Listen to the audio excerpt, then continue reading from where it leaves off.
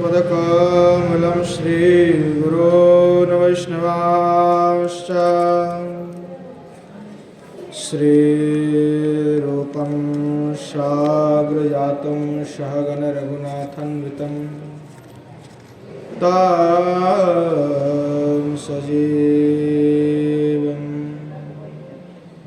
साद्वैतं सावधूतं परिजनसहितं श्रीकृष्णचैतन्यदेवं श्रीराधाकृष्णपादान् सहगण ललिता श्री विशाखान्वितश्च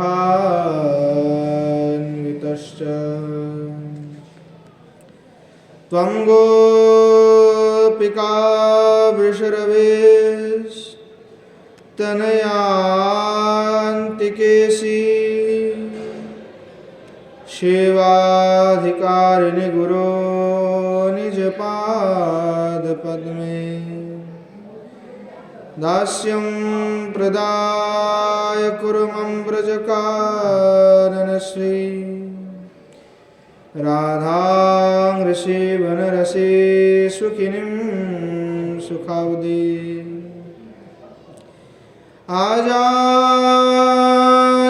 आजानुलम्बितभुजौ कनकावदातो संकीर्तनैकपितरो कमलायताक्षौ विश्वाम्भरौ द्विजवरौ युगधर्मपालौ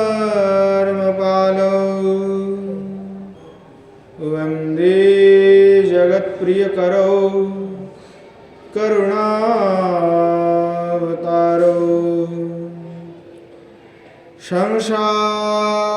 संसारदुःखजलधौ पतितस्वकामौ क्रोधादिनक्रमकरहैर्कवलीकृतस्य दुर्वासना निगडितस्य निराश्रयस्य चैतन्यचन्द्रदेवमो पदावलम्बम् पाञ्चतत्त्वात्मकं कृष्णं भक्तरूपस्वरूपकं भक्तावतारं भक्ताख्यं नमामि भक्तशक्तिकम्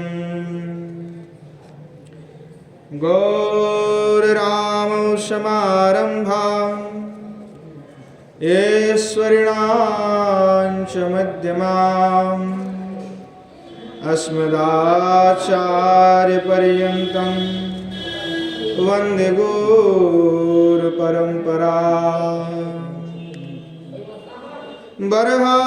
बर्हापीडं नटवरवपुः कर्णयोः कर्णिकारम् विवरद्वासः कनककोपीशं वैजयन्तीं शमालाम् रन्ध्राणवेणरधरसुधया पूरयन् गोपवृन्देर्वृन्दारण्यं सपदरमणं प्राविशद्गीतकीर्तिः वंशी विभूषितकरान्नवनीरदाभा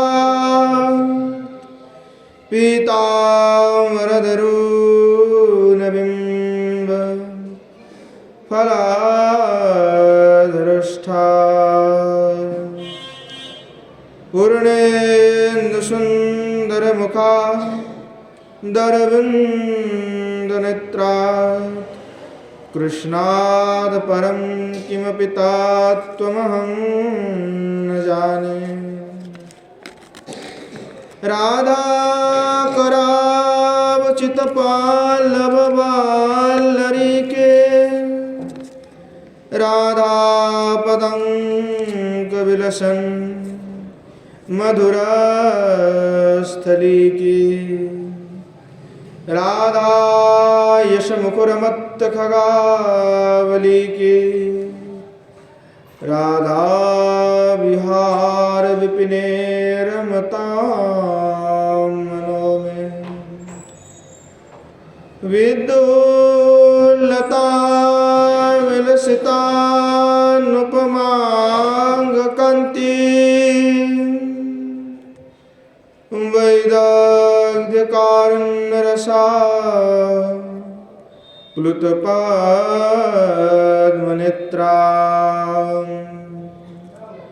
वृंदावन नव निकुंज रसिक तृष्णा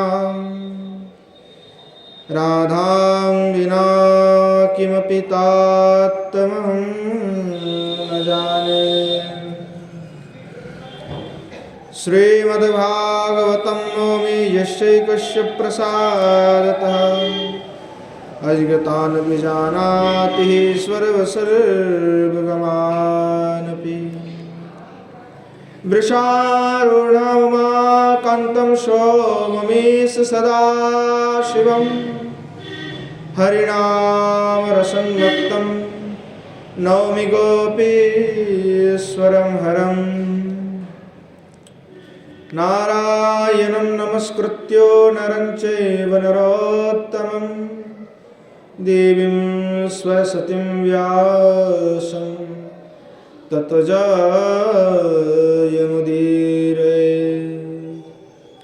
श्रीरूपं साग्रजं वन्दे रघुनाथं कृपामयं श्रीजीवं भट्टजुगं च सय्यन सुखदायकम् येषां सहज स्निग्धानां पादरेणुमभीक्ष्णसः सर्वविघ्न विनाशाय शिरसा धारयाम्यहम्। वृन्द्यायै तुलसीदेव्यै प्रियायै केशवस्य च कृष्णभक्तिप्रदे देवी सत्यवत्यै नमो नमः। वाञ्छकल्पतरुभ्यश्च कृपासिन्धुभ्यैव च पतितानां पावनेभ्यो वैष्णवेभ्यो नमो नमः। हरे कृष्ण कृष्ण कृष्ण हरे हरे हरे राम राम राम हरे हरे। श्रीमन महाप्रभु की जय, श्री युगल सरकार की जय, श्री कुशल बिहारी भगवान की जय।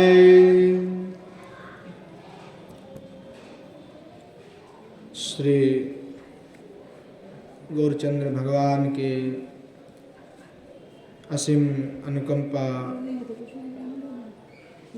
कृपा से हम सभी को नित्य श्री राधा रस सुधा निधि का रस सुधा पान करने का असीम सौभाग्य प्राप्त हुआ, सुअवसर प्राप्त हुए। श्री प्रभानंद सरस्वतीपाद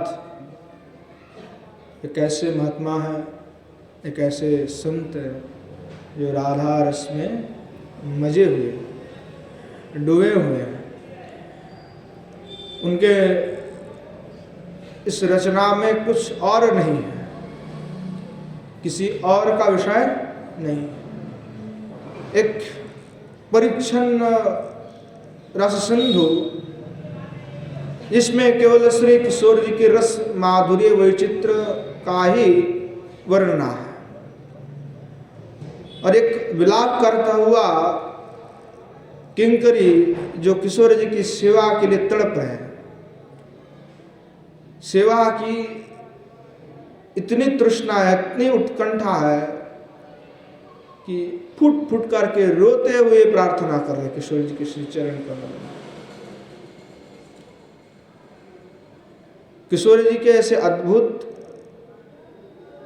गुणों का वे वर्णन कर रहे हैं कि किशोर जी में क्या स्वभाव है। हम पूर्व में आस्वादन कर रहे थे कि किशोर जी में मंजू स्वभाव, और मंजू स्वभाव का प्राकट्य प्रकाशन जो है श्री गौरचंद्र भगवान में अधिक दिखाई जो पड़ता है। गोस्वामीपाद कह रहे थे मंजू स्वभाव मधिकल्पलता निकुंजम व्यंजंत मद्भूत कृपा रस पुंजमेव प्रेमामृतां बुद्धिमगाधमबाधमेतं राधाविदं द्रुतमुपाश्रयसाधुचेतः। श्री गोस्वामीपाद किशोर जी की गुण का वर्णन करते हुए कह रहे थे कि हमारे श्री किशोर जी तो मंजू स्वभावा है। मंजू स्वभावा का आस्वादन तो हमने पूर्व में किया कि मंजू स्वभावा किसको कहते हैं। श्री गोस्वामीपाद ये कहने लगे कि आप अधिकल्पलता निकुंजम अर्थात श्री वृंदावन के जो भी कल्पलताएं के द्वारा निर्मित जो निकुंज है, वृंदावन में अनेक कुंज है, अलग अलग सखियों को गोपियों का अलग अलग कुंज है। युगल सरकार के विलास के लिए भी कुंज है। उन सभी कुंज में अधिष्ठित होकर निरंतर साक्षात श्रृंगार रस की माधुरी को किशोरी जी श्री गोविंद को पान कराती रहती। इसलिए निकुंज के आदिकल्पलता निकुंजम, निकुंज के जो अधिष्ठाता है वह श्री किशोरी जी है। जो निबिड़ कांता रस माधुरी आस्वादन की आकांक्षा के मूर्ति साक्षात श्रृंगार रस के लोलुप श्याम सुंदर, तो इनके हृदय पे जो इस रस को आस्वादन करने की जो वासना है वो श्री किशोर जी पैदा कराती हैं, और उनकी पूर्ति भी श्री किशोर जी ही करती हैं। अर्थात पूर्ति करने वाली आदिदेवी जो है वो हमारे श्री किशोरी जी हैं। किशोरी जी ही इस निकुंज के अधिष्ठाती देवी, और इस श्याम सुंदर जो रस ललुप है उस श्याम सुंदर को रस को पान करा करके खुश करना, सुख प्रदान करने की जो कार्य है वह श्री किशोर जी का है। तो अन्य अन्य भगवत स्वरूप की जो कांताओं की तरह माता पिता और आत्मीय सजन के रहते कि किशोर जी क्या श्री ठाकुर जी को रसास्वादन कर पाएगा, नहीं पाएगा, सारे बाधाएं विपत्तियों को किशोरी जी त्यागते हुए श्री भगवान श्याम सुंदर को रस का पान कराते हैं। समस्त बाधाएं सभी को छुड़वा करके। तो श्री किशोरी जी निकुंज के अधिष्ठाती हैं, मुखिया है। तो श्री योग माया ने परकिया भाव की प्रतीति जो पैदा कर रस माधुर्य छलकाने के लिए दुर्लभत्व एवं प्रच्छन्न कामत्व के माध्यम से श्री कृष्ण और गोपियों के मिलन की व्यवस्था करते हैं। अर्थात छिप छिप करके मिलने की जो प्रयास है वह परकिया की लक्षण कह रहे हैं कि जो छिप छिप करके मिलते हैं, तो ये सारे योग माया के द्वारा बनाए हुए हैं। और मिलने का जो स्थान है वो परम निभृत कुंज, जहाँ पे कोई नहीं जाते, निबिड़ है। तो निभृत निकुंज में श्री गोपियों के साथ श्री ठाकुर जी विलास करते हैं। तो उस निकुंज के समस्त निकुंज के अधिष्ठाता हमारे किशोरी जी, और अधिष्ठाता हो करके विचित्र नैसर्गिक शोभा के परिवेश में श्याम सुंदर को मिलनानंद प्रदान करके कृतार्थ करते हैं। तो श्री गोसाईपाद जो कह रहे हैं, वाचा शुचित सर्वरिरति कला प्रागल्भ्याराधिकम् व्रीड कुंचितो लोचन विरचयन् नगरे सखी नामसौ तद्वाक्सरोह चित्रकली मकरी पांडित्य पारंगता कोई शरम सफल करोति कलयन कुंजे विहारम हरि।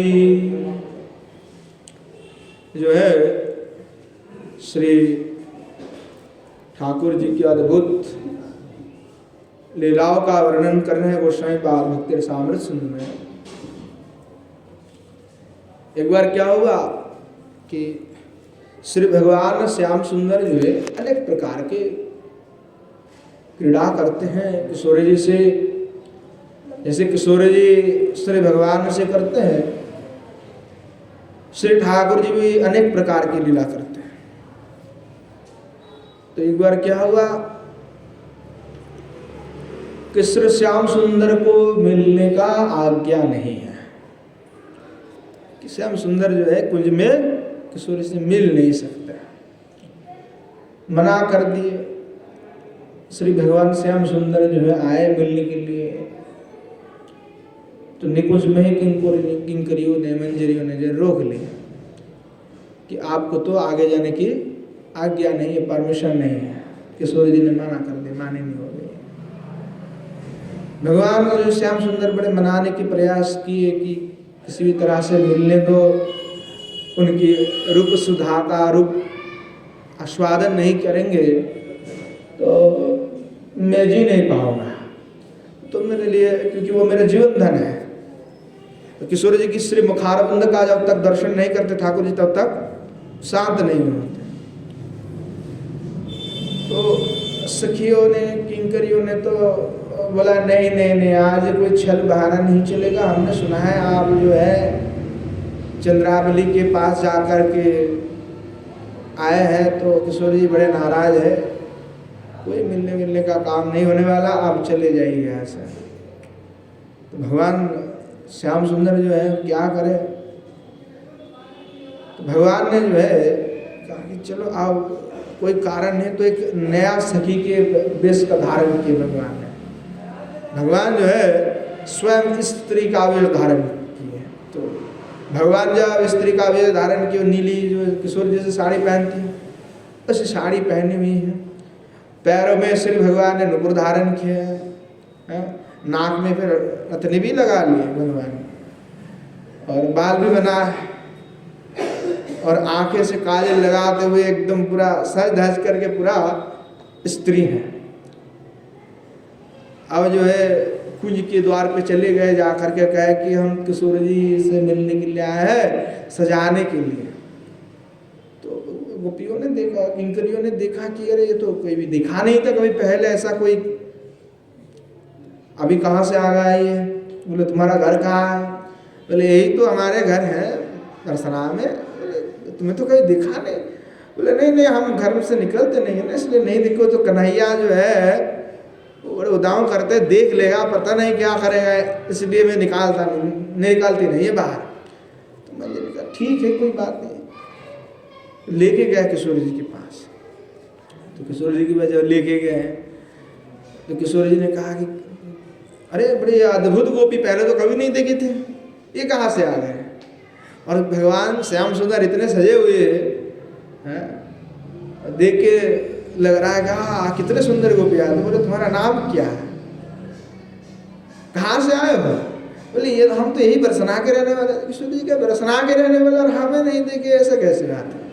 बोले नहीं नहीं नहीं, वो कन्हैया है ना, वो बट देख लेंगे पर फिर तो सब गड़बड़ हो जाएगा, इसलिए हम बाहर नहीं निकलते, हमारे सांस निकालने नहीं देते, कि घर पे ही बैठी रहो, है ना। कृष्ण के डर से जो है हमें घर पे रहने के लिए बोल दिया, तो इसलिए हम बाहर नहीं निकलते। और श्याम सुंदर ऐसे बहाना करते हैं, और किशोर जी को बड़े अद्भुत लग रहा है कि नया सके हैं। तो बोले तुमको क्या अच्छा आता है काम करना? बोले हम बड़े चित्र बनाने में माहिर हैं, भगवान 64 कला में पारंगत है। तो बोले अच्छा पारंगत हो?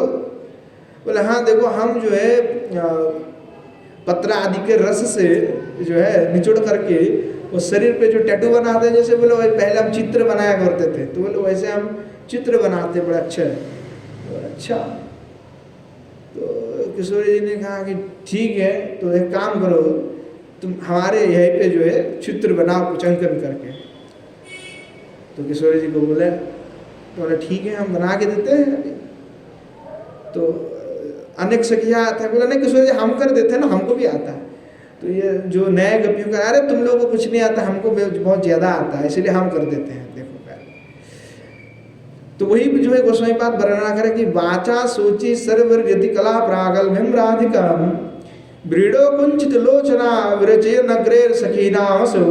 ये सारे सखियों को भी पराजित करते हुए श्याम सुंदर निकुंज में प्रवेश हो गए, और निकुंज में प्रवेश होकर के श्री किशोर जी के शरीर में ही वह वक्षस्थल में यहीं पे जो है छाती पे यहीं पे जो है चित्र अंकन करने के लिए लग गए। तो कहने लगे गोस्वामी क्या अद्भुत है श्री श्याम सुंदर के वही चित्र, कि किसी भी प्रकार से वह किशोर जी जो निकुंज के अधिष्ठाता हैं, उनके माधुरी के बिना श्री भगवान जो है रह नहीं सकते। तो सखियों को आगे जाकर के श्री श्याम सुंदर जाकर के किशोर जी की जो है शरीर में ही जो है विभिन्न जो चित्र है वो अंकन करने लगे।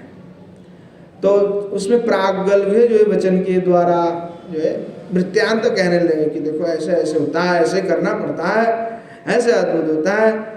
और कहने लगे अच्छा मैंने सुना आप कृष्ण से मिलते रहते हो, हाँ तो थोड़ा हमें भी कृष्ण कथा सुनाओ। अरे हमने सुना था कि आप एक बार कृष्ण से मिले थे निकुंज में, तो निकुंज में क्या क्या हुआ था हमें बताओ। मैंने सुना था कई गपियों से।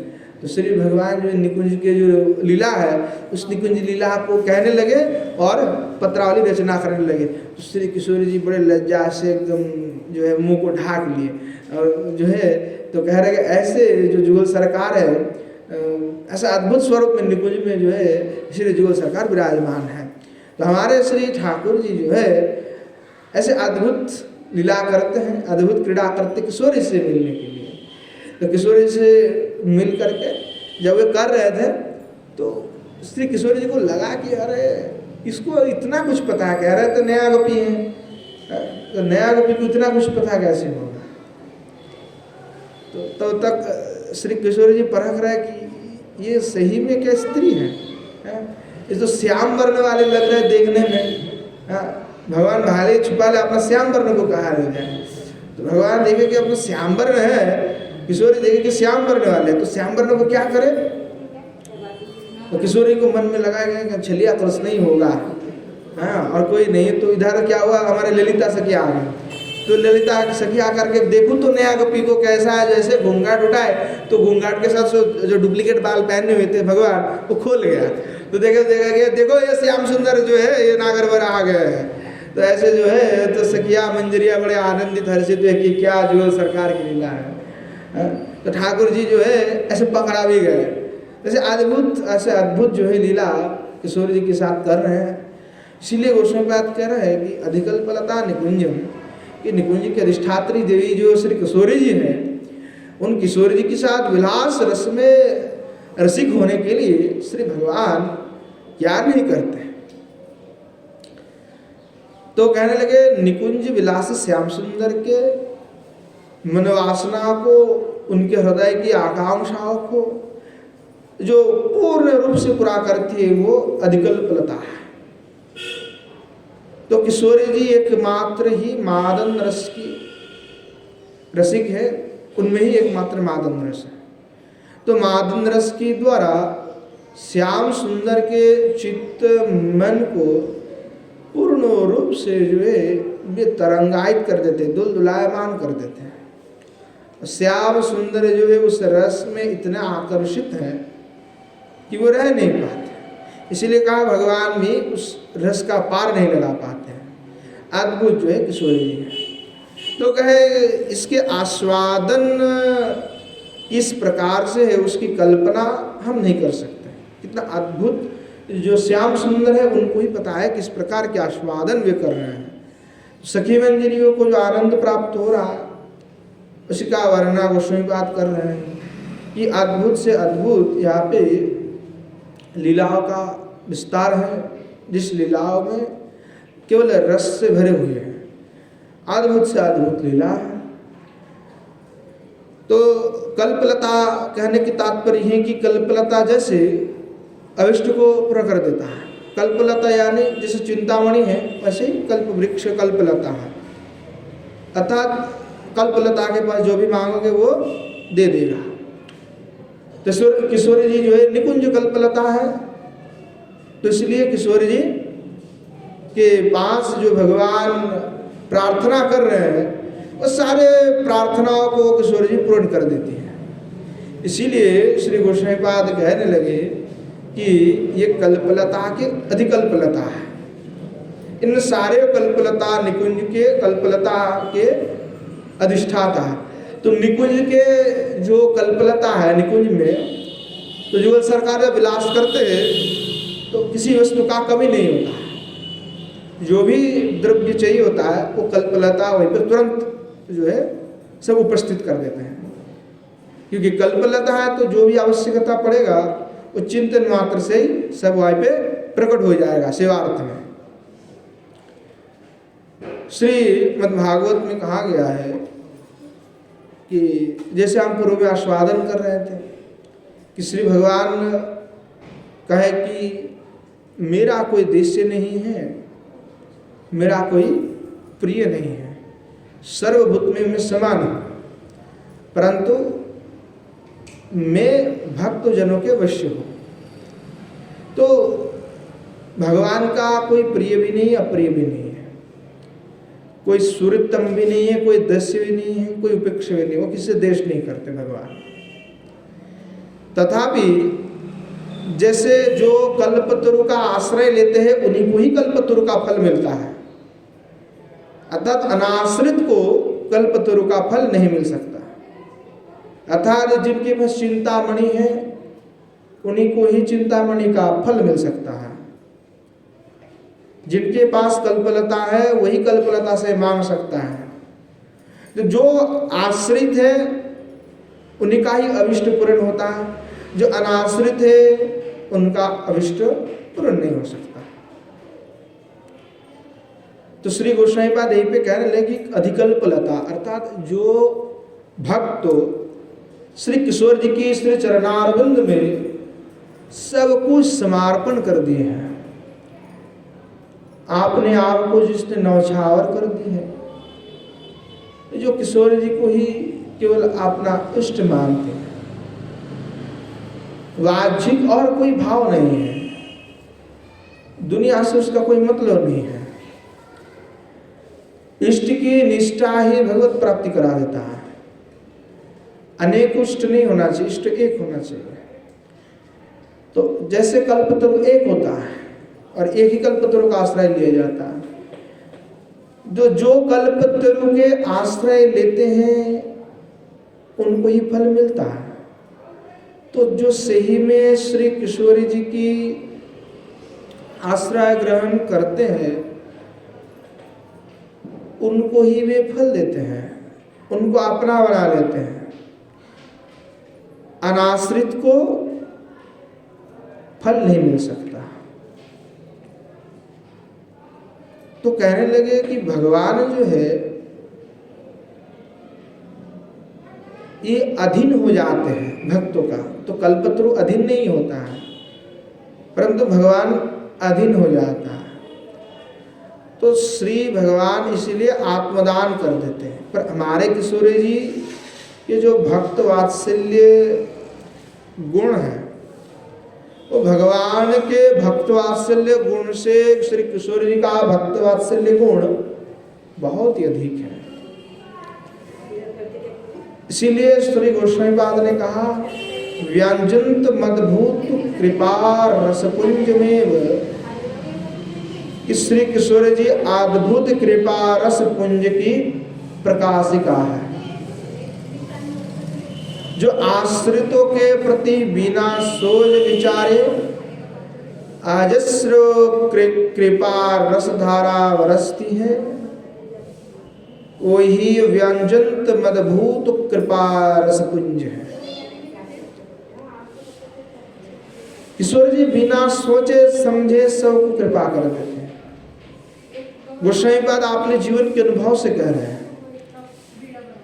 कि मैं काशी में सन्यासी बने पड़े थे, पता नहीं सन्यासियों के साथ संग क्या करते थे, जहाँ केवल ब्रह्म ही ब्रह्म है, कोई निराकार ब्रह्म छोड़ करके कुछ नहीं है। उस निराकार ब्रह्म की उपासनाओं को छोड़ते हुए किशोर जी ने मेरे ऊपर कृपा कर दी है, कुछ विचार नहीं किए। प्रभानंद सरस्वती के ऊपर कृपा करने के लिए क्या किशोर जी ने कुछ विचार किए हैं? कोई विचार नहीं किए। श्री गौरांग महाप्रभु ही तो किशोर जी का है भाव और कंती है, तो उनमें भेद क्या? कुछ भेद नहीं, दोनों का जुगल स्वरूप है। तो श्री गौरांग महाप्रभु ने तो कृपा करती है, जो किशोर जी की कृपा है, तो अद्भुत कृपा है, जो बाच विचार नहीं करते हैं, अजस्र धारा से वे कृपा कर देते हैं और कृपा उनका अद्भुत है। तो उनकी कृपा की थोड़ा सा कण भी मिल जाता है तो श्री गोविंद के प्रति उनका प्रेम हो जाता है। जो साधक के प्रति किशोर जी का थोड़ा सा भी कृपा हो गया, वह गोविंद के प्रति प्रेमी हो जाते हैं। अजस्र कृपा है किशोर जी की। तो इस साक्षात प्रेम की अधिष्ठात्री देवी प्रेम लक्ष्मी स्वरूपा श्री किशोर जी है। तो इसी किशोर जी की जो अजस्र प्रेम महिमा है, अजस्र प्रेम धारा है, उस प्रेम धारा का सबसे बड़ा प्रकाशन श्री गौरांग महाप्रभु ने किया। वैसे अद्भुत कि सारे विश्व को ही उन्होंने प्रेम धारा में डुबो दिए। जब तक श्रीमद महाप्रभु के अवतार नहीं हुए तब तक इस भारत भूमि में बहुत ही भेदभाव हुआ करता था। जाति वंश इत्यादि का बड़े भेदभाव था। धर्म में सबका अधिकार नहीं दिया जाता था, भक्ति में सबको आगे नहीं बढ़ाया जाता था। आज जो हम जैसे भक्ति में लगे हुए हैं वैसा परिस्थिति नहीं था। ये जो भी हमें कृपा मिल रहे हैं, जो भी आज हम कर रहे हैं, वो श्री महाप्रभु की कृपा है। महाप्रभु ने जगत जीव को एकत्रित करके प्रेम प्रदान किए, कभी वाच विचार नहीं किए। श्री ठाकुर महाशय इसका भी उल्लेख की, श्री गौरचंद्र भगवान किस प्रकार के प्रेम रस में सबको डुबो दिए हैं, और इस महाप्रेम रस को जो जो पाया, जिसने चखा है, और उस रस में डूब गया है। श्री महाजन कहते हैं कि हेम जलोदकाय प्रेम धरा बारिशा, जैसे घना मेघ है और वो बारिश होता है जब, तो बारिश ये नहीं देखता कि कौन ब्राह्मण है, कौन शूद्र है, कौन वैश्य है, कौन से जाति से है, किसके ऊपर पुण्य है, कौन पापी है। बरसात ये नहीं देखता है, जो पाते हैं वो भीगता है। श्रीमन महाप्रभु ऐसे हैं, किसी को वंचित नहीं किए हैं, पर एक लोग वंचित उन्होंने किए हैं, महाप्रभु ने पाषंडियों को। पाषंडियों को महाप्रभु ने उद्धार भी किए हैं, पर वैष्णव निंदुका का उद्धार नहीं होता है। वैष्णव विद्वेषी होते हैं।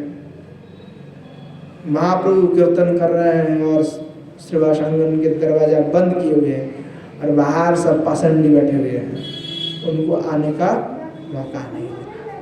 वैष्णव निंदा का फल यही है।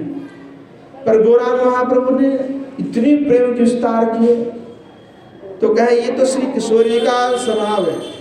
ब्रह्मानंद सरस्वती बात या गौरचंद्र भगवान की भी बात कर रहा है। तो अद्भुत जो कृपा रस की पुंज है, उसका प्रकाश श्रीमन महाप्रभु ने श्री किशोर जी का कांति भाव को स्वीकार करते हुए प्रकाशन किया। तो श्री किशोर जी हमारे अद्भुत कृपा रस के पुंज है, सबको अपना लेते हैं, बहुत ही सत्तर प्रसन्न हो जाते हैं। तो किशोर जी के ही जो करुणा भाव है, उसी करुणा भाव को श्रीमन महाप्रभु ने धारण किया। इसीलिए इच्छाशक्ति भी कृपाशक्ति के अधीन हो गई है। इच्छाशक्ति जो है कृपाशक्ति के अधीन हो गई है। यद्यपि भगवत इच्छाधीनैव करुणा, तथापि करुणा परतंत्र तवं तस्यते, कदाचित् करुणापि स्वतंत्रता भवति, करुणया एव साहचर्येण यत् भवति तदेव भविष्यति। श्री चैतन्य चंद्रोदय नाटक में श्री गोस्वामी पाद उल्लेख कर रहे हैं, यद्यपि भगवान की करुणा उनकी इच्छा के अधीन है। भगवान किसको करुणा करेगा नहीं करेगा वो उनकी इच्छा के अधीन है।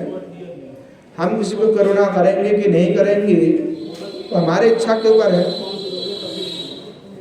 तो करुणा, यद्यपि करुणा भगवान के इच्छा के अधीन है, अर्थात भगवान इच्छा करे तो करुणा कर सकते, अगर इच्छा नहीं करे तो नहीं कर सकते।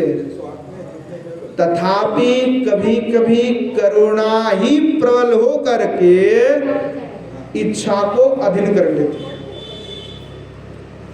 तो ऐसे ही श्री गौरांग महाप्रभु के इच्छा के अधीन करुणा नहीं है, वे करुणा के अधीन इच्छा है। इनकी करुणा इतनी प्रबल है कि वे ना चाहते हुए भी करुणा कर देते हैं। वे नहीं चाहेंगे कि करुणा नहीं करो, पर ऐसी कृपा है गौरांग महाप्रभु की कि वो करुणा कर देते हैं। करुणा की प्राबल्यता है इतनी, अर्थात करुणा जिन पर होना नहीं चाहिए उन पर भी करुणा हो जाता है। इसीलिए पाषंड, बड़े बड़े पापी सब करुणा किए, किसी को छोड़ा नहीं। बोले यही देखी चैतन्य कृपा महाबल, तारुण संतन बिना करय सफल। ये तो महाप्रभु के करुणा का बल है, कृपा है कि वे तो कुछ सोचे समझे ही सबको प्रेम दे देता है, और जिसको देता है वो भी उन्मत्त होकर के प्रेम रस में डूब जाता है। तो ये अद्भुत कृपा रस पुंज को जो प्रकाशन किए वो श्री गौरांग भगवान है, और यह श्री किशोर जी में ही ये गुण विद्यमान है। इसलिए अद्भुत कृपा रस पुंज की सखियों को, मंजरियों को जो है इतने प्यार प्रेम करते हैं किशोर जी कि साक्षात श्री श्याम सुंदर से मिला लेते हैं तुरंत। जिनके पीछे पूरा दुनिया भाग रहे हैं, जिनको दर्शन करने के लिए योगींद्र मुनिंद्र तरसते हैं, वहाँ श्री श्याम सुंदर किशोर जी के कर्तव्य हस्तगत है। और जो मंजरी है उन कितने सौभाग्य है कि वही श्याम सुंदर का दर्शन नित्य कर रहे हैं। पर ये अद्भुत कृपा किनकी कृपा से मिला? श्री किशोर जी की कृपा से। तो किशोर जी अद्भुत कृपा रस पुंज है। इसलिए तो गोसाई बात क्या है, फिर किशोर जी जो है प्रेमामृत की अगाध अबाध सिंधु स्वरूप है। तत् प्रेमामृताम बुद्धि मगाध मबाधम, अर्थात इतने प्रेमामृत की धारा वे बरसती है जो कभी खत्म नहीं हो सकता, अबाध है, सिंधु स्वरूप है।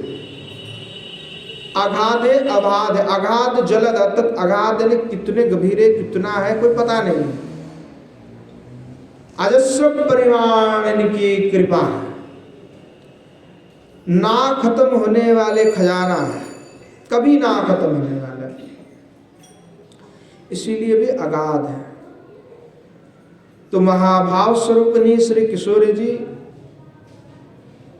इन सभी श्री ठाकुर जी के जितने भी परिकर हैं, जो भी भक्त कोटिगत हैं, उन सब का प्रेम रस का आश्रय श्री किशोर जी है।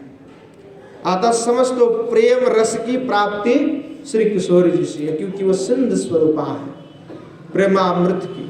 अब देखो अमृत का तुलना यह में हमने कई बार कहा, इसलिए बात को दोबारा कहना क्या है, अमृत स्वर्ग का अमृत की बात नहीं करना। स्वर्ग का अमृत यह कोई काम का नहीं है, वो इसलिए पहले सुखदेव गोस्वामी ने उसको ना कर दिया है। भागवत कथा के समतुल्य भी नहीं है, तो श्री किशोर जी की प्रेमामृत के साथ तो उसका तुलना ही नहीं किया जा सकता। तो यहाँ श्री किशोर जी की जो प्रेमामृत है, उन्हीं से ही सभी को प्रेम मिले हैं। और किशोर जी एक सिंधु है, जो सिंधु में कभी जल कमते हुए बढ़ते हम देखते हैं, जैसा है वैसा ही रहता है। समुद्र तो समुद्र है, कभी कमता ही नहीं। नदी सूख जाए, तालाब सूख जाता है, पर समुद्र कभी सूखता है क्या? जैसा कि है वैसा ही रह रहा है, दिखने में भी वैसा लगता है। तो सिंधु स्वरूप है, और वही सिंधु का बिंदु बिंदु अनेकों गोपियों में, भक्तों में विराजमान है। वही प्रेमामृत सिंधु का जो बिंदु स्वरूप प्रेम है, उस सब में है।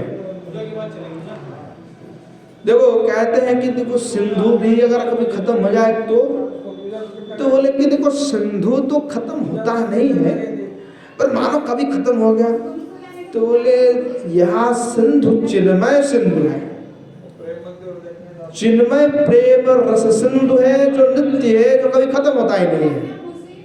भौतिक जगत के सिंधु कभी हो सकता है खत्म हो जाए, जैसे अगस्त ऋषि ने पी लिया समुद्र को, खत्म हो गया। तो बोले ऐसा सूख जाए कभी? तो बोले नहीं, ऐसा कभी खत्म होता ही नहीं, कभी खत्म होगा ही नहीं। कि अमृत सिंधु है, नित्य चिन्मय रस की, चिन्मय प्रेम रस की सिंधु है, जो कभी खत्म होता ही नहीं है। इसीलिए वे अगाध है, अबाध है, बाधित नहीं हो सकता वो। जैसे गंगा जी का प्रवाह आगे की ओर बढ़ता रहता, वो बाध नहीं मानते, तो ऐसे अगाध है, अबाध है। तो इसीलिए सिंधु में जैसे ग्राहा, नक्र आदि जो सिंधु है, समुद्र है, उसमें भी हिंस्र जंतु रहता है, प्राणी। हिंस्र मतलब क्या है कि बड़े बड़े मछलियाँ रहते हैं, मगरमच्छ रहते हैं, हांगर रहता है, जो बहुत खूंखार होते हैं, खून के प्यासा है। बोले पर इस प्रेमामृत सिंधु में जो भुक्ति मुक्ति वासना रूपी जो मकर आदि है, इसका कोई भी स्थान नहीं है। वो विशुद्ध प्रेम रस सिंधु है, जहाँ पे कामना, वासना, भुक्ति, मुक्ति की कोई भी स्प्रिया नहीं है। इसीलिए वह अबाध है। जैसे समुद्र है, तो समुद्र में जब कोई चलता है नाव लेकर के, उसमें खतरा है ना, कभी भी नाव अगर कुछ पलट गया तो सब मर जाएगा। या तो वही सिंधु में रहने वाले जो मछलियां हैं, बड़े बड़े तीमी हैं, वो खा जाएगा, हांगर खा जाएगा। पर इस प्रेमामृत सिंधु में ऐसा कोई डर नहीं है। अर्थात जो किशोर जी के इस प्रेम रस में डूब गया हो, उसको कोई डर नहीं है। हमारे साथ श्री किशोर जी है, तो किस बात की चिंता है? कोई चिंता है हमारे लिए? किशोर जी के श्री चरणारविंद में हमने आत्मसमर्पण कर दिए हैं, पूर्ण रूप से शरणागत हो गए, तो हमें और कुछ चिंतन करने की आवश्यकता नहीं है। क्योंकि अबाध है, उस रस की ऐसी उत्पत्ति है, ऐसी अमृत है कि जिसको वो रस मिल जाता है, उस रस में वो डूब जाते हैं।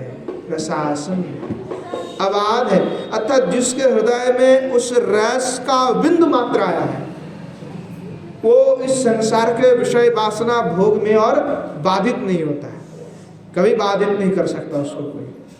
क्योंकि उस प्रेमामृत रस की ऐसी महिमा है, ऐसी अद्भुत महिमा है कि वह लोगों को, अर्थात जो जीव है, उस जीव को कृपा करते हुए वह प्रेमामृत रस श्री किशोर जी की श्री चरणारविंद में लेकर के पतित कर देते हैं। तो कहते हैं राधा अगाध प्रेमामृताम बुद्धि अगाधम अबाध बाधम। हमारे किशोर जी तो प्रेमामृत रस की सिंधु है, जो अगाध है, जो अबाध है।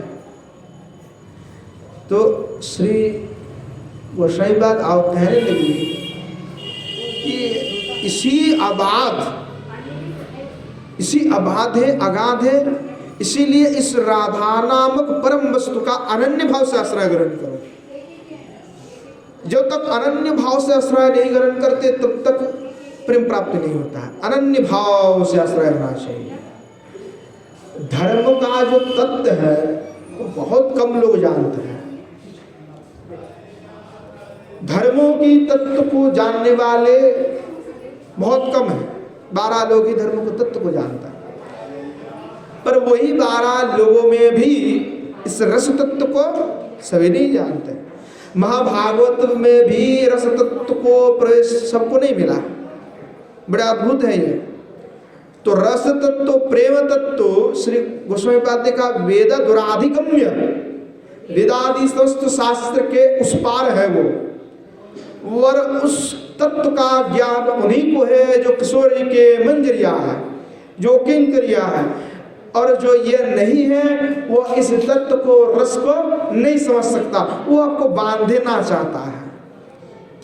जिसे मीमांसक है तो वो कहेंगे नहीं, कर्म नहीं करोगे तो कुछ नहीं होने वाला, यज्ञ होना आदि नहीं करोगे तो कुछ नहीं होने वाला।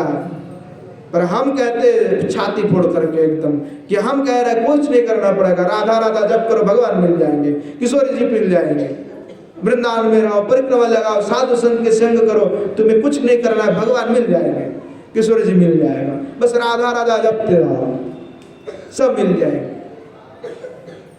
श्री नरोत्तम ठाकुर महाशय क्या कहा, कर्म कांडो विश्व भांडो अमृत बोली जीवा पे, हाँ कर्म कांड विस्की भांड है और उसको लोग अमृत मान करके पीते हैं।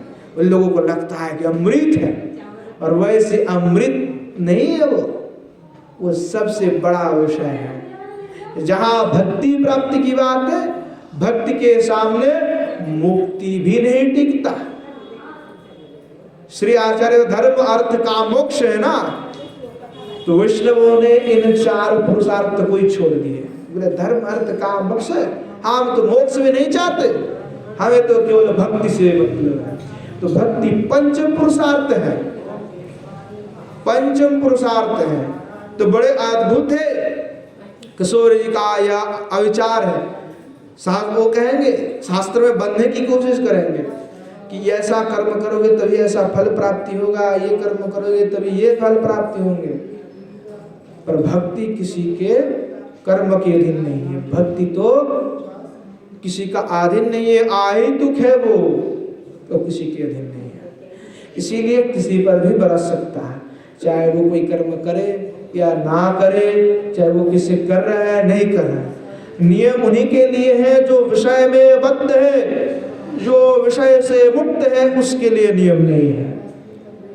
जो राग में डूबे हुए, जिनकी आसक्ति तीव्र है, उत्कंठा तीव्र है, उनके लिए विधि नहीं है। वो केवल और केवल भावुक है, रसिक है, उनके लिए शास्त्र नहीं अटकता। तो श्री किशोरी जी की श्री नाम से ही सब कुछ प्राप्त हो जाता है।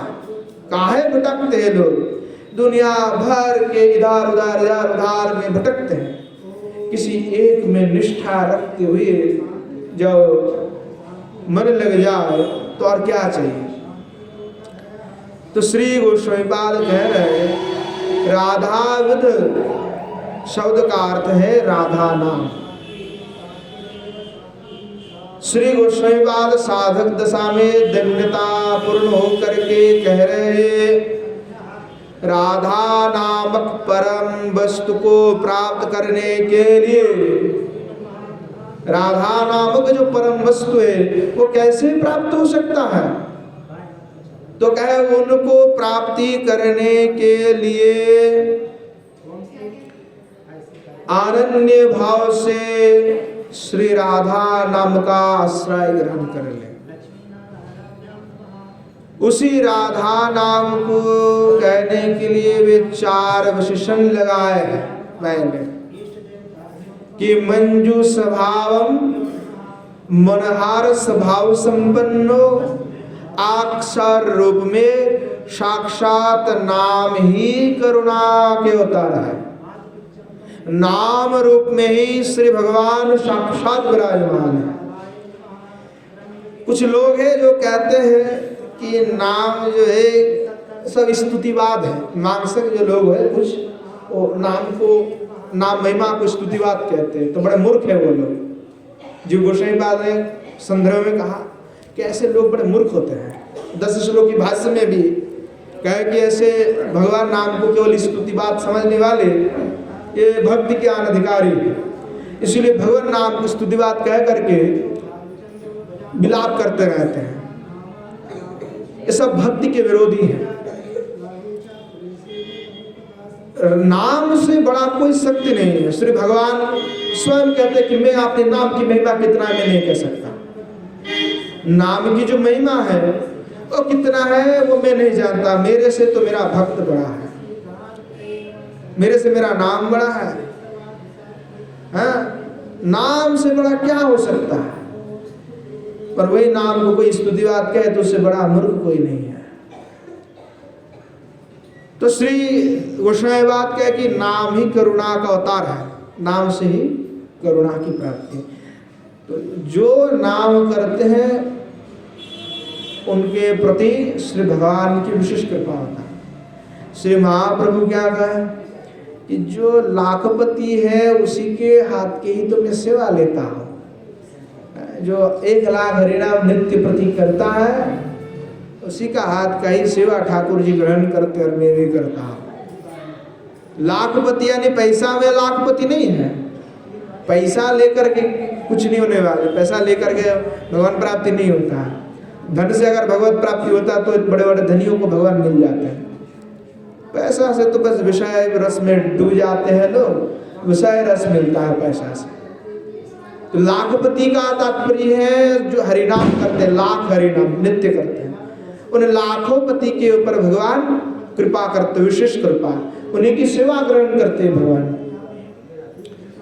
श्री गोस्वामी बाद कह रहे भगवत संदर्भ में, ना तू परमेश्वर सैवो तत्तद योग्यता संभवाद वर्ण मात्रस्य तथोक्ति स्तुति रूपैवेति मंतव्यम अवतारांतरवत परमेश्वर सैव वर्ण रूपे नानावतरयमिति। भगवत संदर्भ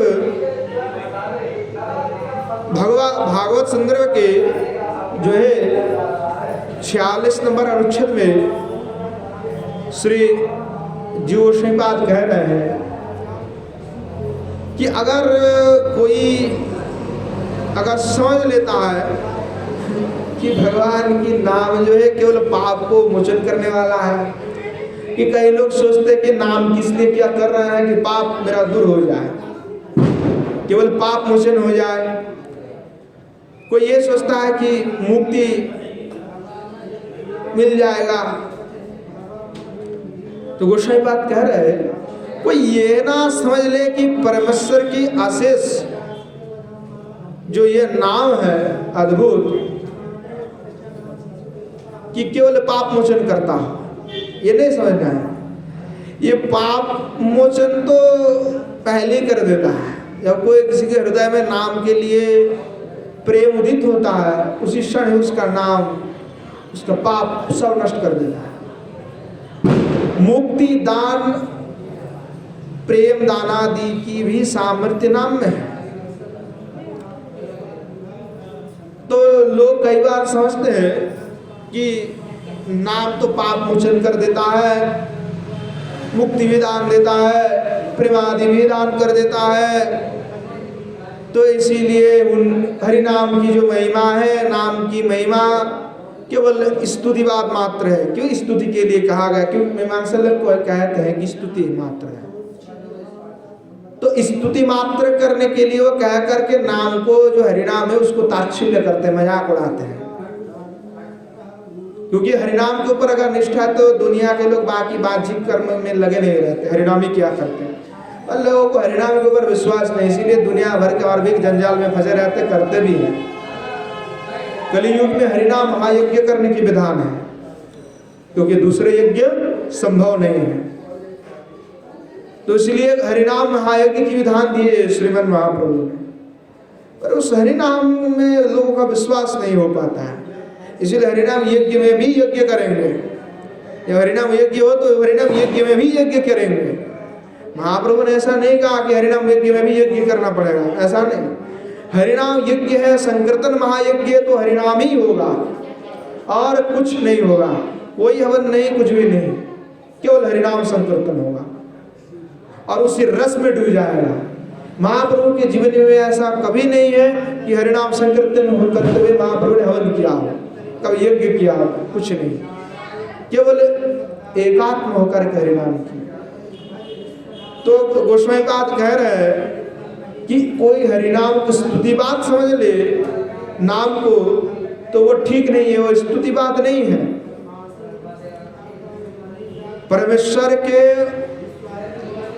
अन्य अवतार की तरह श्री नाम भी भगवान का कारुण्य घन अवतार है।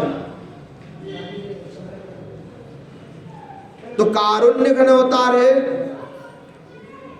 तो नाम तो नव धातु से नाम बनता है, नव धातु से। तो नव धातु का अर्थ है नीचे उतारना। तो मंजू स्वभाव संपन्नो श्री राधा नाम,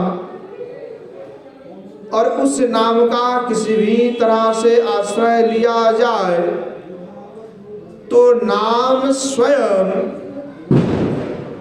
नामी को आश्रय के निकट उतार लाता है। नाम का इतना प्रभाव है। नमयोतिथि इति नामः, अतः नामी को ग्रहण करने वाले के निकट ले आता है, इसीलिए नाम शब्द है। नाम शब्द का यही अन्वर्थ है।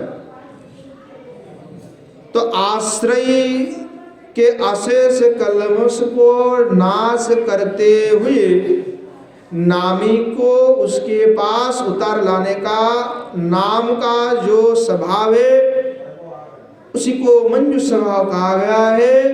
और नाम उस स्वभाव को कभी भी परित्याग नहीं करता है। तो जो भी नाम करेगा उनके ऊपर स्वाभाविक कृपा होगा और श्री किशोर जी प्राप्त होगा, इस पर कोई भी संदेह नहीं है।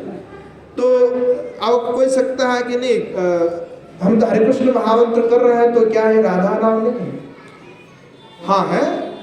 श्री सनातन गोस्वामी पाद, श्री कोई कर्णपुर गोस्वामी पाद आदि से लेकर के जो बड़े संत महात्मा हैं उन्होंने हरि नाम का जो अर्थ किए हैं, हरे कृष्ण महामंत्र नाम में ही जुगल स्वरूप का ही चिंतन है।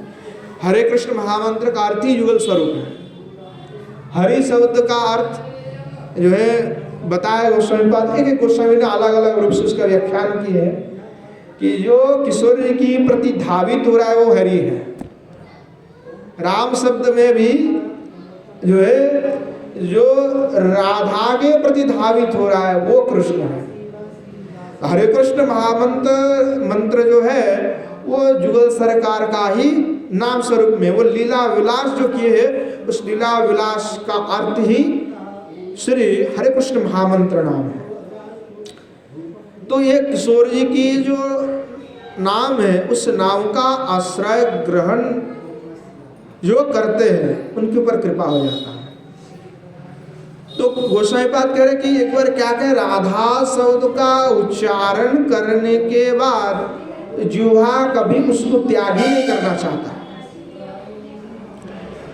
क्रमशः आस्वादन की स्पृहा जो है निरंतर बढ़ते जाते हैं। श्री राधा नाम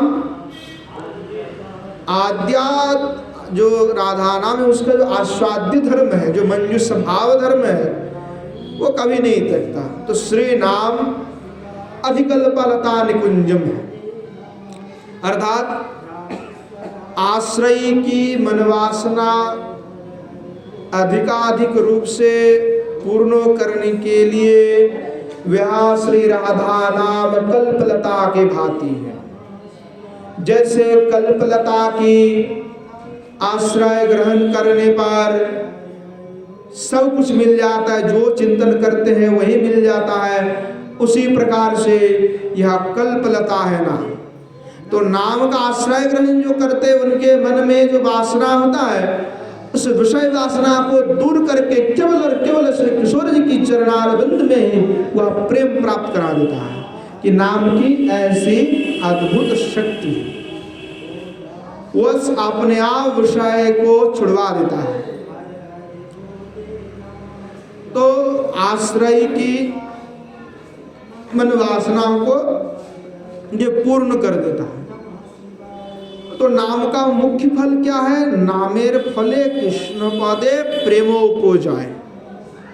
श्री कविराज गोस्वामी पाद जो है कह रहे हैं नाम के कारण ही कृष्ण के श्री चरण कमल में प्रेम होता है। जो श्री ठाकुर जी से प्रेम है वो प्रेम कैसे होगा? तो जो लाखों हरिनाम रोज करते हैं, जो लाखपति हैं, उनके प्रति श्री भगवान का विशेष कृपा है। और नाम की जो कृपा है उस नाम जप की फल स्वरूप ही नाम उनको प्रेम प्रदान करते हैं। तो नाम पहले चित्त शुद्धि करते हैं। जो जाता है तो पहले पाप मचुनादि तो बहुत पहले ही हो जाता है, एक बार लेने मात्र से। तो चित्त शुद्धि करते हैं, चित्त शुद्धि करते हुए फिर प्रेम प्रदान करते हैं। विशुद्ध चित्त को ही प्रेम मिलता है। तो श्री किशोर जी का जो नाम है वो कृष्णाकर्षणी महाऔषधि है, वह महामंत्र है कि जो किशोर जी की नाम लेता है उनके प्रति स्वयं भगवान कृष्ण आकर्षित हो जाता है। कि यज्जापो सकृद वेवो गोकुलो पतेर आकर्षणस्तत्क्षणा।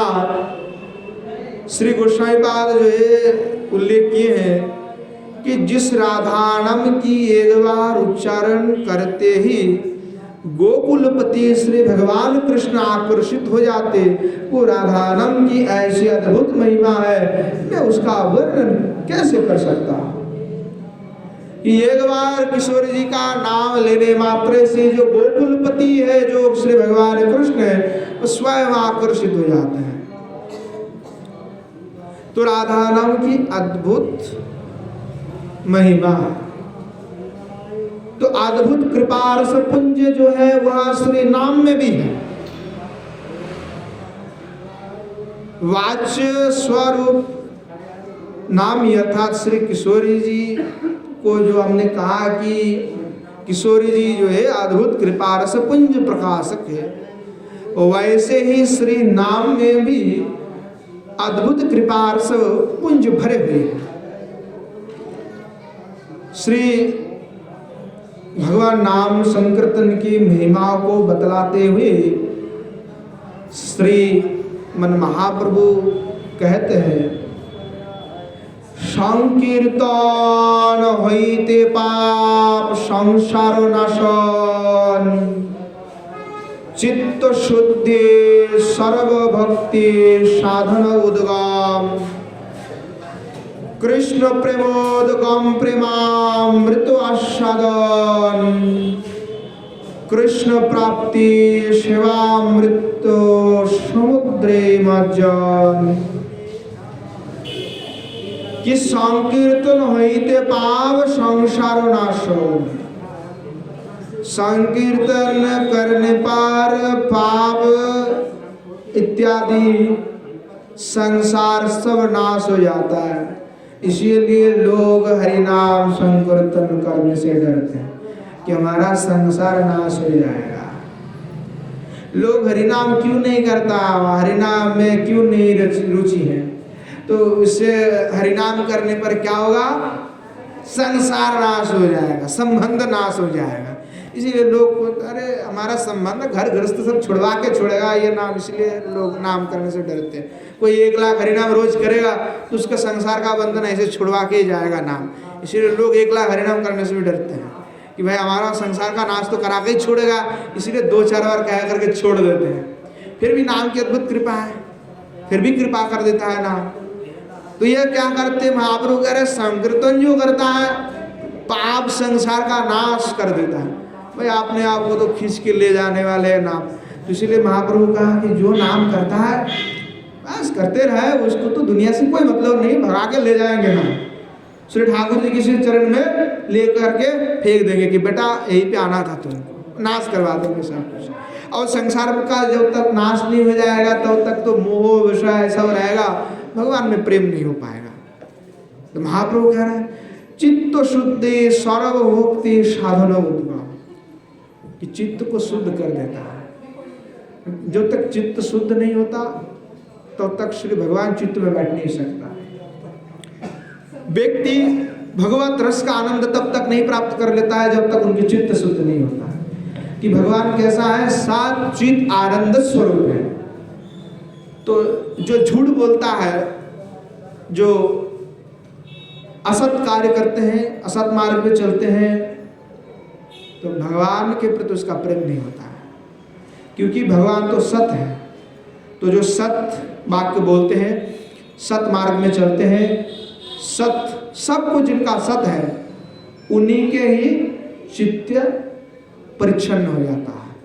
तो उसके बाद भगवान क्या है, चित स्वरूप में, तो जो सत मार्ग में चलेगा, सत्य बोलेगा, सत्संग करेगा, उनका चित्त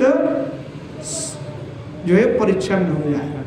और शायद चित आनंद, तो उस आनंद स्वरूप भगवान की प्राप्ति, आस्वादन तब होता है जब व्यक्ति सत हो, उनकी चित्त सत हो। तो चित्त अगर सत जब होगा तभी आनंद की प्राप्ति हो।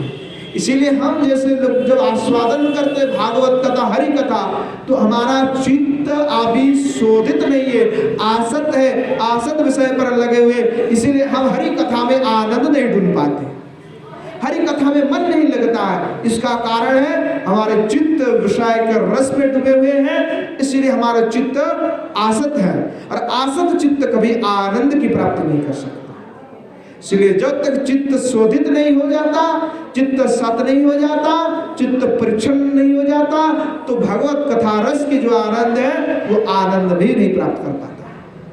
थोड़ा बहुत कर लेते हैं पर पूर्णतः जो रस आनंद है वो लाभ नहीं कर पाता। तो चित्त शुद्धि कर देता है और सर्वभक्ति साधन उद्गम, और चित्त जो शुद्धि होगा तभी भक्ति साधन उद्गम होगा, तो भक्त हृदय में जगेगा, अंकुरित होगा। कृष्ण प्रेमोदगम प्रेमामृत आस्वादन, तो कृष्ण प्रेमामृत उद्गम हो जाएगा, प्रेमामृत रस का आस्वादन भी होगा, और अंत में कृष्ण का प्राप्ति भी होगा। कृष्ण प्राप्ति शिवामृतो समुद्री मज्जन, और कृष्ण प्राप्ति होकर के श्री ठाकुर जी के श्री निकुंज में सेवा मिल जाएगा, और सेवा करते हुए उस समुद्र में आनंद में डूब जाएगा, मज्जित हो जाएगा, निमज्जित हो जाएगा। ये नाम की महिमा है। श्री राधा नाम की महिमा भी व्यापक है।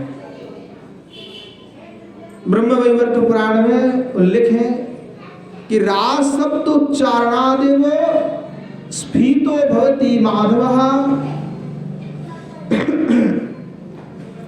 धा शब्द उच्चारणातो पश्चात धावत्येव ससंभ्रमः, कि रा के उच्चारण मात्र से श्री कृष्ण हर्षित फुल्ल हो जाते हैं, और धा शब्द को सुनते ही स्वसंभ्रम उच्चारण करने वाले के पीछे पीछे चल पड़ते हैं। तो भाई कोई रा भी कहेगा तो भगवान बड़े हर्षित हो जाएगा, और कोई धा कहेगा तो भगवान उसके पीछे भागेगा। तो वे धा करते रहो दिन भर, तब भी बहुत काम के चीज। कोई मन में नहीं लगे तो अंतर में धा बड़े दो नाम भी कष्ट होता है लोगों को लेने में, तो कोई बात नहीं, एक ही क्या करो, धा करते रहो ना, तो धा भी करते रहोगे तो भगवान तुम्हारे पीछे भागेगा। तो ऐसी अद्भुत कृपा है किशोर जी की नाम में। तो राधा का जो जप करता है उनके लिए कुछ आवश्यकता नहीं है, केवल राधा करते रहे, रटते उनको तो युगल स्वरूप ऐसे ही प्राप्त हो जाएगा, निकुंज में प्रवेश भी हो जाएगा। इसका गारंटी तो हम लेते हैं, करके तो देखो। कोई करे तो तब तो होगा, और कहेगा नहीं महाराज जी हम तो क्या करते। मैंने कहा कौ किया करे, सुबह किए थे, आप तो दिन भर याद भी नहीं है। तो तुंडे तांडवनी भी तुनते तुंडावली बलबते, ऐसा होना चाहिए कि नदी में जैसे लहर चलते रहता है वैसे ही नाम रटते रहना चाहिए, निरंतर 24 घंटा जिह्वा के अग्र में राधा राधा राधा राधा राधा राधा चलते रहे, हृदय में चलते रहे। पहले तो हृदय में नहीं चलेगा, पहले जिह्वा के द्वारा करना पड़ेगा। जिह्वा में जब हो जाएगा तो धीरे धीरे हृदय में बैठ जाएगा। जब हृदय में बैठ जाएगा तो काम भी करोगे, इधर नाम भी होगा। तुम्हें समझ में ही नहीं आएगा कि कौन नाम हो रहा है कि काम हो रहा है, दोनों एक साथ में चलेगा। नाम भी होते जाएगा, काम भी होते जाएगा। ये नाम की ऐसे अद्भुत कृपा है।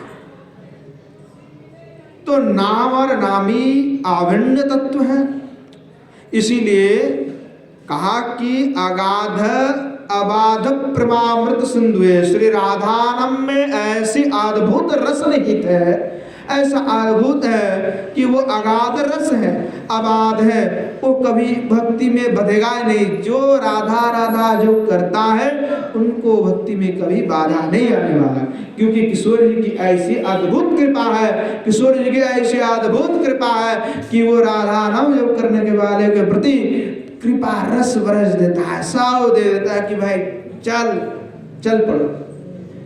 तो इसके लिए राधा बिहार विपिन रमताम मनो में, सही बात पहले कहे कि भटको मत, वृंदावन में मन लगा लो।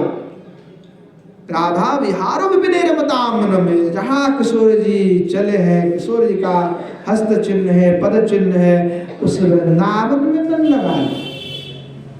तो ये नाम की महिमा अमृत है। तो इसलिए गोस्वामी बात कहे, हे साधु चित्त तुम सत लक्षण बनो, तुम सत हो जाओ। अगर तुम सत नहीं हो तो तुम्हारा नाम में रुचि नहीं होगा। जो सत नहीं है उनका नाम में रुचि नहीं होता है। जीवे दया नामे रुचि वैष्णव से होना, नाम में रुचि होना चाहिए। अगर रुचि नहीं है तो नहीं होगा। लोग सोचते नहीं आज हमने 2 माला की तो 2 माला ही सही है। लोगों के पास बहुत टाइम है, बहुत समय है, आधा घंटा टीवी में सीरियल देखेंगे या तो कुछ और कहेंगे। हाँ, टीवी है घर पे तो टीवी में न्यूज़ देखेंगे, नहीं तो कुछ सीरियल चल रहा है वो सीरियल देखेंगे। पता नहीं सीरियल में कौन सा आनंद लगता है। हाँ? और वही बड़े ध्यान से देखेंगे कि क्या हो रहा है, देखेगा इसके बाद में क्या होने वाला है, तो बड़े नज़र गड़ा के देखेंगे। व्यर्थ की समय नष्ट कर रहे हैं अपने जीवन का। आधा घंटा सीरियल होगा तो आधा घंटा में 15 मिनट तो दिखाते हैं, 15 मिनट ऐड में चले जाता है। बाकी क्या करते लोग, उसी में नजर गड़ा के बैठे हुए हैं, पर आधा घंटा में 6 माला पूर्ण हो जाता है। हाँ, 1 घंटा में 12 माला हो जाता है आराम से। तो 6 माला आपने बर्बाद कर दिया। और 4-5 सीरियल है तो सब देखना है। 7 बजे माताएं बैठ गए और बस 10-11 बजे तक देखते ही रह गए नजर खड़ा करके, किसके बाद क्या होने वाला है, इसके बाद क्या होने वाला है। ये सब अनर्थ है, ये व्यर्थ की सब है, कुछ नहीं है, सब में कुछ नहीं रखा है, ये सब कल्पना है। आपको थोड़ी देर के लिए आनंद मिल रहा है, वो कोई सत्य बात नहीं हो रहा है। वो भी वैसे लोग हैं जो ड्रामा कर रहे हैं और बाद में आप लोगों को दिखा रहे हैं, उसमें कुछ रस नहीं है, सब मिथ्या है, बनी बनाए हुए घटना है। ऐसा कुछ नहीं होता है। धा धा करके साउंड हो रहा है, लोग लगा क्या गजब का है, पर सब को कुछ नहीं रखा, व्यर्थ का चीज है, समय का बर्बादी हो जाता है। और रोज अब आधा घंटा करके आपने समय से जिंदगी से निकाल रहे हैं, तो सोचिए कि 365 दिनों में कितने समय आपका निकल गया। और 365 गुण 6 माला अब जो गुण कर लीजिए, देखिए कितना होता है। हाँ, सोचे कभी जिंदगी में ऐसे हिसाब सोच लीजिए कभी कि कितना होता है, और तब अक्ल समझ में आएगा कि हमने जिंदगी का कितने समय बर्बाद कर दिए हैं। तो नाम में लोगों का रुचि नहीं है, इसलिए रुचि नहीं है क्योंकि वो संसार का नाश करा देता है। तो लोग तो ये चाहते हैं कि हम बार बार संसार में जन्म ले, बार बार संसार में आकर के विषय रस का स्वादन करते रहे, हमारा घर गृहस्थ हो, बाल बच्चा हो, बस यहीं पे हम रह जाए, बस खत्म। और क्या, बार बार ऐसे आएंगे, ऐसे रस का आनंद लेंगे। हमें क्यों मुक्ति चाहिए? हमें तो किशोर जी के चरण में जाएंगे तो वहां पे ना तो टीवी मिलेगा, ना तो कोई दूसरा मिलेगा जिनसे हम जा करके चर्चा करेंगे। हाँ, जानते हो दीदी वो वैसी हैं, वो वैसी हैं, तो ये चर्चा भी नहीं हो पाएगा। तो परनिंदा, परचर्चा, टीवी देखना सब बंद हो जाएगा। इसीलिए लोग सोचते कि नहीं नहीं हम तो यहीं पे ठीक है। इसीलिए हरिनाम रस में डूबना नहीं चाहता, क्योंकि जो रस में डूब जाता है तो सब कुछ छोड़ जाता है उसका। तो छोड़ना तो हम नहीं चाहते, और जो छोड़ना चाहता है वो डूब जाता है। तो छोड़ करके डूबना है। भगवान उन्हीं के पीछे भागते, धाधा, वही धाधा करने वाले के पीछे भागते जो दिल से करते हैं, हृदय से करते हैं। ऐसा नहीं है कि टीवी देख करके धाधा सुन लिया, धाधा कह दिए तो भगवान चले आएंगे, ऐसा नहीं होगा। हाँ, वो तो जो हृदय से करेगा उनके प्रति भगवान धावित होने वाले हैं। तो किशोर जी के नाम के ऐसे अद्भुत महिमा है, उस नाम को हृदय से करना है। आश्रित होकर करना है। गोस्वामी बात कहे कि आश्रित जन के प्रति विशेष कृपा होता है। तो गोस्वामी बात कहे कि हे साधु चित्त, कि तुम साधु चित्त हो। चित्त को कह रहे देखो तुम साधु हो, तो क्यों भटक रहे हो, हैं? नाम में रुचि लेकर के केवल जपते रहो और योग्यता अर्जन कर लो किशोर जी के निकुंज में। तो श्री रघुनाथ दास गोस्वामी पाद जो है आपने अभिष्ट सूचन स्तव में कहते हैं, गधे तिनाम नव सुंदर सिद्ध मुग्धा, कृष्णे तिनाम मधुराद्भुत गाढ़ दुग्धा, स्वर्वक्षणं सुरभिराग हिमेन रम्या, कृत्वा तदेव पिब मे रसेन सुधार्थे। श्री गोस्वामी पाद रघुनाथ दास गोस्वामी पाद जो है कह रहे हैं, गधेति नामो नव सुंदर सिद्ध मुग्धम, कृष्णेति नाम मधुराद्भुत गाढ़ दुग्धम, कि हे मेरी सुधार्थ रसने।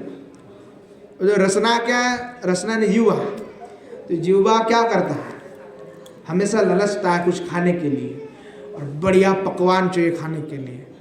रसना जो है स्वादिष्ट, हमेशा स्वादिष्ट सोचते हैं, और कड़वा दिए दिया जाए तो कहे अरे क्या दे दिए महाराज जी, कड़वा नहीं सहन होता है, सभी लोग नहीं खा पाते। तो क्या है, रसेती, इसलिए रसना का, अगर रस को, रस की भूख जिनको ज्यादा रसना है, लोगों को शरीर, लोगों को लगता है हमारे पेट में भूख लगे हुए, अरे पेट में नहीं भूख लगी, तुम्हारे जिह्वा में भूख लग रहा है, जिह्वा ललच रहा है, देख करके भी भूख लगता है। जब बड़े बड़े भगवान देखते हो, देख करके भी इंद्रियों को लगता है हाँ बड़ा मिल जाता, भले ही पेट भरा हो फिर भी लगता है थोड़ा बहुत जगह बचा होता तो शायद 2 लड्डू हम भी खा लेते हैं। और रसना तो ऐसा है कि खट्टा का नाम सुनते बस शुरू हो जाता है, रस ऐसे ही गिरने लगता है। उसमें बात कहे कि देखो हे मेरी सुधारता रसने, कि रसना तो सुधारते ही होते हैं हमेशा। तो कहने लगे कि रसने तुम दूसरे ऐसी विषय कि रस में क्यों डूब रहे हो, हाँ, जो केवल जिह्वा के स्वाद मात्र के लिए कुछ लड्डू लिया, कुछ लिया, जिह्वा में दिया तो बड़ा अच्छा लगा, जैसे चला गया अंदर, उसके बाद कोई फीलिंग्स नहीं, सब खत्म। फिर दोबारा जैसे डालोगे तो जितना देर तक रहेगा रसना में तब तक अनुभव होने वाला है। अंदर गया तो खत्म हो गया, अंदर गया तो बस खत्म। चाहे तुम कुछ भी ले लो, रबड़ी लिया तो मुंह में डाला तो बहुत बढ़िया लग रहा है, जैसे अंदर चला गया जीवा खाली धो लिया, पता नहीं क्या खाया था, कुछ फीलिंग्स नहीं, सब खत्म हो गया। तो गोस्वामी बात कह रहा है कि जो इतने थोड़े देर के लिए तुमको सुख प्रदान करने वाले हैं, है रसना, क्यों तुम विषय में लगे हुए हैं। तो बोले राधा नाम जो है वो अभिनव सुंदर अमृत है, राधेति नामो नव सुंदर सिद्ध मुग्धम, कि जो राधा नाम है वो विनव सुंदर है, अमृत सिंधु है, ऐसी राधा नाम है। और कहने लगे कि कृष्णेति नामो मधुरात भूतो गाढ़ दुग्धम, जो कृष्ण नाम है वो कैसा है, तो बोले कृष्ण नाम मधुर, कृष्ण नाम मधुर है, अद्भुत गाढ़ा दूध है, जैसे गाढ़ा दूध है वैसे गाढ़ा दूध जो है ये कृष्ण नाम है। बोले सर्वक्षणम सुरभिराग हिमेन रम्यम, कृत्वा तदेव पीव में रसेन सुधार्थे, कि तुम इन दोनों अपूर्व वस्तुओं को अनुराग रूपी सुगंधित चंदन में रमणीय बनाकर अनुक्षण उसी का ही पान करो, अर्थात अनन्य भाव से आश्रय ग्रहण करने से राधानाम के प्रभाव से ही अनुरूप नाम माधुरी का आस्वादन करते हुए साधक अपनी परमाविष्ट जो निकुंज सेवा है उस निकुंज सेवा की प्राप्ति कर लेता है। नाम की ऐसी महिमा है। तो दास गोस्वामी कहा कि सर्वक्षणम सुरभि राग हिमेन रम्यम, कि यह जो नाम है अपूर्व है तो सर्वक्षण लेते रहा, और इसकी रस ऐसी है, माधुर्य है, कभी खत्म नहीं होता, रस से भरे हुए हैं। तो गोसाईपाद यही कहे कि यही जो राधा विदम नाम परम वस्तु है, राधा नामक परम वस्तु में मेरा है चित्त, तुम आश्रय ग्रहण करना। तो चित्त राधा का आश्रय कैसे ग्रहण कर सकता है? तो राधा रूपी जो नाम है, उस राधा नाम का आश्रय ग्रहण कर लो। चित्त को आस्वादन क्या कराना है? राधा नाम का आस्वादन कराना है। हरे कृष्ण महामंत्र भी जो है जुगल स्वरूप का है, तो उसका ही आस्वादन करना है। तो आस्वादन जो करेगा तो वो क्रिया करेगा, क्रिया तो होना चाहिए। तो साधक जितना नाम में निष्ठित होगा, नाम के ऊपर उनका जितना निष्ठा बढ़ेगा, उतना ही उनको भक्ति मिलते जाएगा, उनकी रस की आस्वादन की क्षमता बढ़ेगा, वो उतना ही भगवान के प्रति उनका मन लगते जाएगा। नाम में रुचि जिनका नहीं है, उनका भगवान के प्रति प्रेम भी नहीं होता है। तो पहले नाम के प्रति रुचि होना चाहिए। तो जितना हो सके हरिनाम करते जाए, नाम की संख्या को जितना बढ़ाया जाए उतना अच्छा है। अब कई लोग क्या करेंगे कि नाम में बढ़ाने की बात क्या, तो नाम जैसे कहेंगे तो धड़ाधड़ कहेंगे हरे कृष्ण हरे कृष्ण कृष्ण कृष्ण, बस संख्या पूर्ण के लिए। तो हरिनाम केवल संख्या पूर्ण के लिए नहीं किया जाता है। श्री हरिनाम की व्याख्याओं को करते हुए श्री सनातन गोसाईपाद, श्री विश्वनाथ चक्रवर्ती पाद आदि अनेकों आचार्य ने कहा कि जब हरिनाम किया जाता है तो युगल सरकार की हर जो हरिनाम के जो अर्थ है उस अर्थ का चिंतन करते हुए हरिनाम करना चाहिए। युगल सरकार की लीलाओं का चिंतन करते हुए ही हरिनाम करना चाहिए, तब हरिनाम फल प्रदान करते हैं। जो मुख्य फल प्रेम है, बाकी जो फल है वो आनुषंगिक है।